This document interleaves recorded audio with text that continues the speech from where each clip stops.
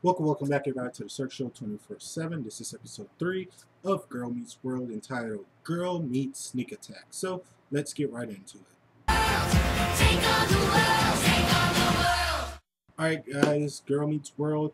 This was a pretty good episode. A few things I didn't really like, but overall, I still really enjoyed this episode a lot. And the good thing about this episode that I really liked was the main storyline of this episode wasn't even my favorite part. I think my favorite part of this episode was like the whole side story that had to do with like Augie and Topanga and Corey, and just how Corey and Topanga really has to deal with the fact that their youngest child, which is Augie, he's getting a little crush now. He's got like a little girl crush, and he feels like, oh, now that I have a girl that I like, I need to act a little bit older, and I need to act more grown up because to impress this girl. So he starts to figure like, yo, I don't need like these little kid things, like this little play doll that I like, and watching these little kid TVs. I don't need that anymore because I'm an adult and I want to act grown up. And so you see Topanga and Corey really struggle with that, having their youngest kid like really trying to stray away from the nest at a very young age. So I like that storyline because it had a lot of great comedy, a lot of heartfelt moments. So just stuff like that like really excites me about the show when you have those moments. And you had a lot of great moments. This was like the first episode that you have a lot of great moments with Topanga, and that's what I like because I'm a big Topanga. I'm a Topanga guy. You know what I mean? So it was just great to see her and to see her interact with Augie and see her struggle with the fact that her baby boy is got like this little girl crush, and that's always it's usually tougher on the moms than the dads when the son has like his first crush, because then he forgets about the mom and everything has to do with like about the girl. So you see Topanga really getting really upset and irritated with the fact that her youngest son is like lovey-dovey over like this little girl. But it made for great comedy, and it made for just a great storyline. So that part of this episode I really enjoyed a lot, and I want to see stuff like that more in this show, because I like Augie. He's for his like age, he's a very smart kid. He's very funny. He's very out there. He's awkward at times, but he's always confident in what he does and what he says at a very young age. And that plays very well when he has to deal with when he plays back and forth with Topanga and Corey. Because they have like such great characters. So when he gets to bounce stuff off them, it makes for great television. So I'm really excited to see more interactions with those three. Now the main story was the stuff I kind of had a few issues with. Nothing like too grand or too like outrageous to where it took me out of the show. Just things that kind of irritated me.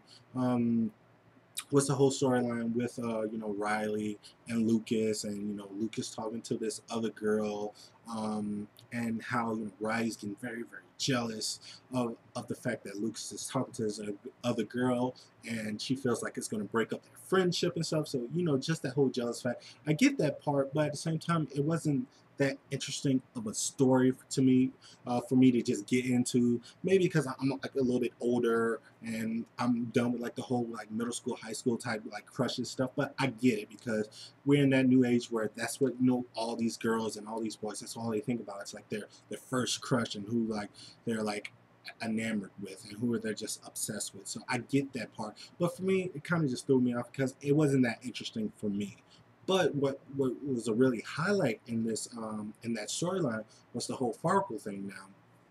Now, at first I wasn't the biggest fan of Farkle, but he's slowly becoming one of my favorite people to watch. Just how he's always just so gung ho about the fact that, yo, I love Riley, I love Maya, and these are my girls, no matter what. So if Riley's hung up on this boy, whatever I can do to help her out, no matter my feelings to her, I'm going to do it. And I like that thing about Farkle, that he always puts his friends before everyone else.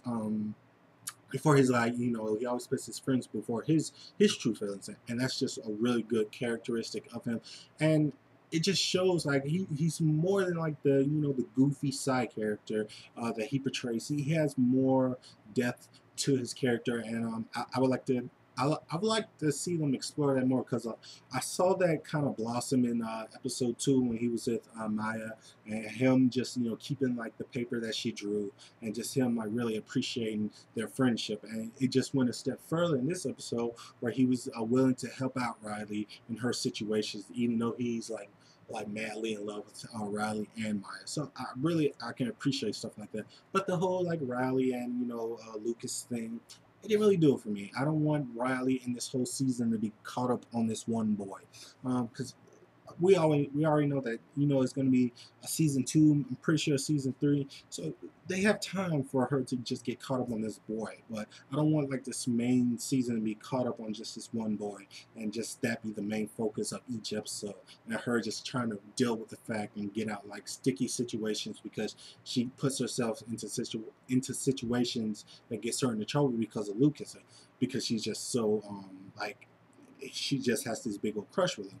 So I don't think like the writers are going to do that, but I just don't want to see that. So I can let it slide because it wasn't that jarring to me, but it kind of gave me a little bit of issue with that. But overall, I still really enjoyed this episode. It was really fun. I really like the secondary storyline, and that's when you have a pretty good show, when your main storyline is not the best part of the storyline, when you can have other characters really step up and stuff. And that's something that Boy Meets World did fantastic with, just their secondary characters that wasn't like Sean or Topanga or Corey. Like you had like those secondary, thirdary characters who stepped up, and hopefully Girl Meets World can really put that in there too. And that's what it seems like it's doing, because Augie had a great episode, and it was just really cute, and it was adorable for like his age and stuff, to really see him like struggle with the fact that he wants to grow up but his parents doesn't. So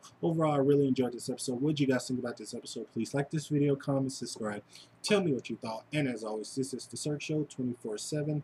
Be easy.